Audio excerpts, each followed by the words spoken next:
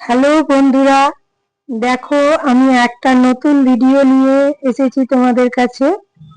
আজকে মেয়ের আবদার হলো যে না একটু ময়দা দিয়ে পরোটা আর সাদা সাদা করবে, আর সাদা ফুলকপি আলু দিয়ে আলু চচ্চড়ি করে দাও। তা যাই হোক, মেয়ের ইচ্ছেতেই আজকে আমি এটা করলাম, আজকে রাতের মেনু। মেয়ে চাইছে যে আমি ভিডিও করব, ভিডিও করলো সে, আজকে তার ইচ্ছেটাই একটু চেষ্টা করলাম যে দেখি, ও যখন বলছে ও আনন্দ পায় সেটাই করি। দেখো আজকে আমি পরোটা গুলো করেছি।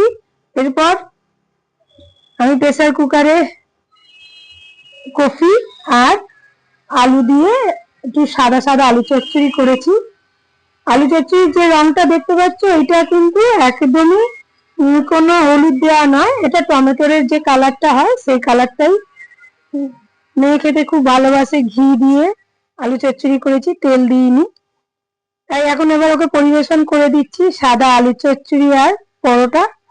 তোমরা দেখে বলো ভিডিওটা কেমন হয়েছে। Thank you.